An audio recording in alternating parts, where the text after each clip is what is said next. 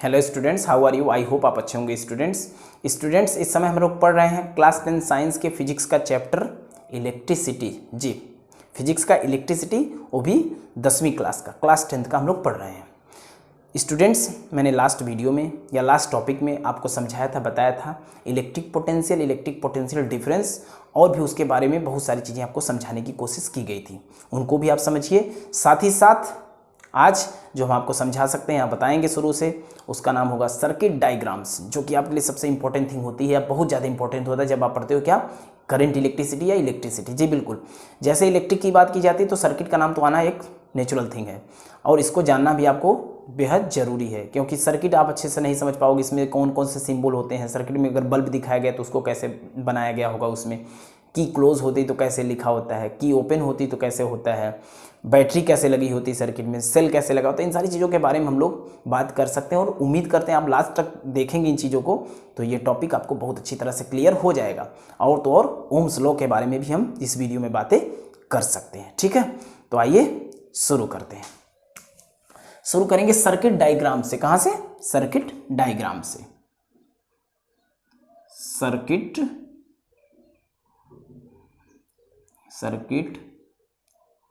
Diagrams, circuit diagrams. Clear?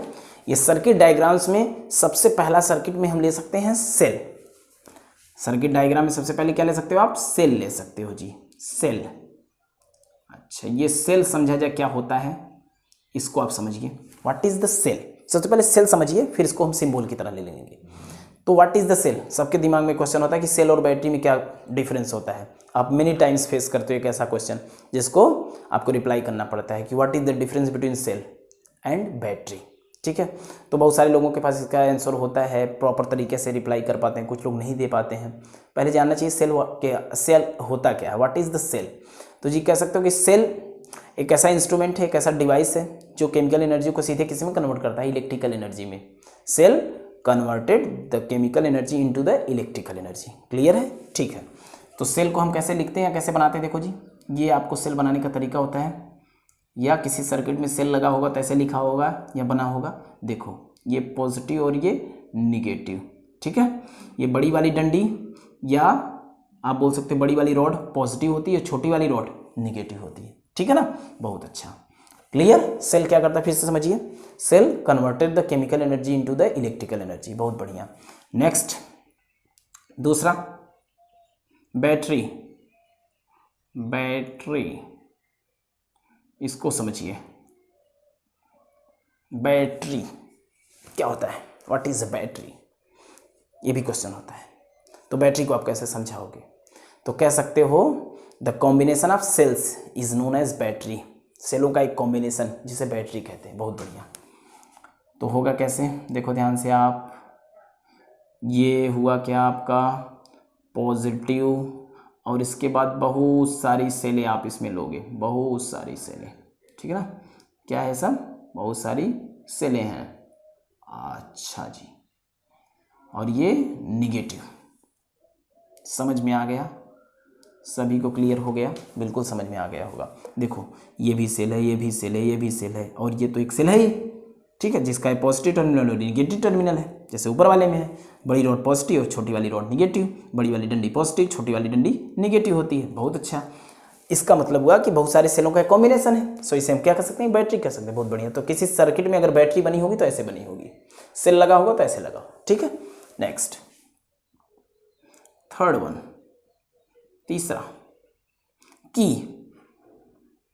Circuit में की का भी बड़ा इंपॉर्टेंट रोल होता है। की, या जिसको स्विच भी आप कह सकते हो। क्या? की या स्विच भी आप कह सकते हो। स्विच। अब ये की और स्विच का बड़ा इंपॉर्टेंस तो होता है, सबको पता है, हमें भी पता है, आपको भी पता हो गया होगा अभी। इसके बाद की जो होती है, स्विच होता है, दो तरीके से हो सकता है सर्किट में, एक ओपन हो सकता है और एक क्लोज की होता है। तो ओपन की के बारे में बात करते हैं। ओपन, ये जब ओपन होता है तब कैसा होता है? देखो जी, ओपन होगा तो ये होगा। देखो आप ध्यान से समझने की कोशिश कीजिए। ठीक है, ये क्या है? भी की ओपन है। ठीक है, जब ओपन की रहेगा तो ध्यान रखिएगा सर्किट में करंट नहीं बहता। वार। देखो ये भी आप ओपन की तरह ही समझ सकते हैं इसको भी, ये भी ओपन की का ये क्या है, सिंबल है, ये समझिए, ठीक है। देख लीजिए ये टिप है, ये इसको टच नहीं करेगी, जब टच नहीं करेगी तो सर्किट कैसी होगी, ओपन होगी। की कैसी होगी, ओपन होगी। समझ में आया जी, बिल्कुल। जब सर्किट ओपन हो या की ओपन हो या स्विच ओपन हो उस समय सर्किट में करंट नहीं बहता। समझ में आ गया, बहुत बढ़िया। यानी की का ओपन होना सर्किट में करंट न बहने के बराबर है। करंट में सर्किट में करंट नहीं बह रहा है, इसका मतलब हुआ कि की क्या है, ओपन है। समझ में आया, बहुत बढ़िया। अब क्या हो सकता है, क्लोज की भी होगी। अब क्लोज क्या होता है इसको भी जान लीजिए आप। इसी को थोड़ा सा अलग तरीके से हम लोग बना लें, इसी फिगर को देखो, यहां बीच में एक डॉट लगा होगा, ऐसे तुरंत समझिए कि क्या है, क्लोज है। अब सर्किट में करंट बह रहा होगा, बहुत अच्छा। यानी इस समय करंट क्या करेगा, फ्लो करेगा सर्किट में, बहुत अच्छा। ये हो गया।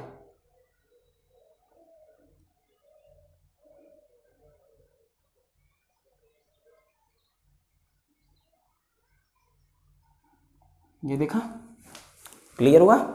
ये इस बात को टिप टच कर रही है, इसका मतलब हुआ कि की क्या है, क्लोज है। की क्या है, क्लोज है। स्विच क्या है, क्लोज है। अगर ये डॉट और ये टिप टच करे तो नो डाउट की क्लोज कहलाती है, स्विच क्लोज कहलाता है। उस केस में करंट फ्लो करता है सर्किट से। अगर स्विच ओपन है तो current does not to be flow in the circuit. और क्या, अगर क्लोज है की या switch, then the current will be flow in the circuit. समझ में आया, ओके। नेक्स्ट जिसकी बात कर सकते हो वो फोर्थ वन है। इस केस में आप बोल सकते हो ज्वाइन वायर के बारे में। अगर किसी सर्किट में वायर ज्वाइन है तो उसको कैसे बनाते हैं, ज्वाइन वायर, इसको भी आप जान लीजिए। तो ज्वाइन वायर कैसे होता होगा, इसको देखिए, ये होता है ज्वाइन वायर का सिंबल, ऐसे। समझ में आ रहा है, वायर के ज्वाइन होने का सिंबल है। इसके बाद fifth one, wire with no join, wire जो कि न ज्वाइन हो, जुड़ा ना हो, कहीं जोड़ ना हो वायर में। अच्छा, wire with no join. Wire with no join का क्या मतलब हुआ, इसको कैसे बना सकते हो आप, देखो ध्यान से। ये ले जाके ये कर दिया और बीच से ऐसे लगा दिया, ठीक है। अगर किसी सर्किट में वायर ज्वाइन नहीं है, वायर कहीं से ज्वाइन नहीं है, तो इस तरह का सिंबल बना आपको मिलेगा। समझ में आ गया, बहुत अच्छा, ठीक है। सिक्स्थ में circuit diagram. Sixth circuit diagram क्या हो सकता है आपके लिए, सोचिए। मैं बोल सकता हूं आपके लिए इस बार बल्ब लेने की बारी है। बल्ब अगर सर्किट में लगा होगा तो कैसे बना होगा, बल्ब, ये भी आपको जानना है ना, क्यों नहीं, जानना तो पड़ेगा। ये बल्ब का सिंबल है। किसी सर्किट में अगर बल्ब लगा होगा तो इस तरह से बना होगा। समझ में आया, बल्ब का सिंबल होता है सर्किट में, बहुत अच्छा। इसके बाद आप सेवेंथ वन, ठीक, सेवेंथ वन में आप बोल सकते हो वोल्ट मीटर सर्किट में लगा होगा जी। वोल्ट मीटर भी लगा होता है, वोल्ट मीटर।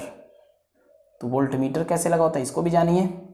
देखो ये वोल्ट मीटर के सिंबल है, V लिखा होगा एक सर्कल में बड़ा सा, और इसके बाद क्या है, ये देखेंगे तो पॉजिटिव टर्मिनल और एक निगेटिव।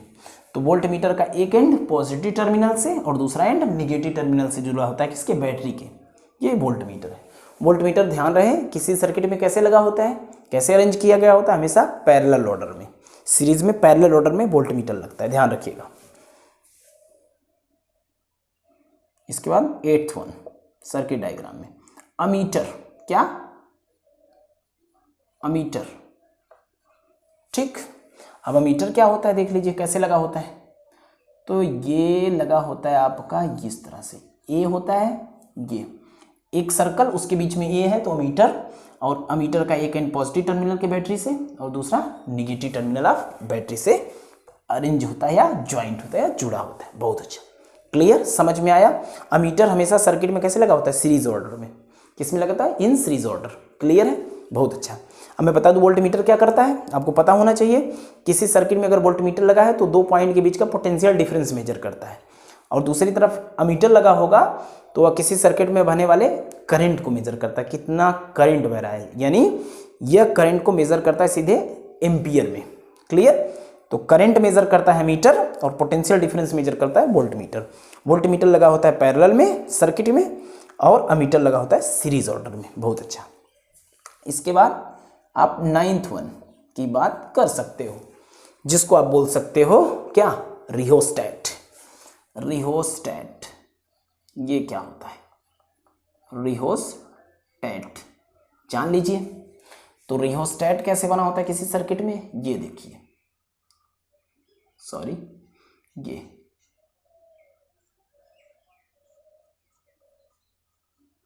इस सर्किट में रेजिस्टेंस का सिंबल होता है, आप समझिएगा।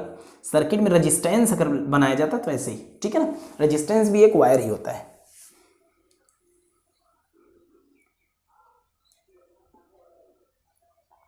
ध्यान से देखिए, ये आपका रिहोस्टेट है, ठीक है।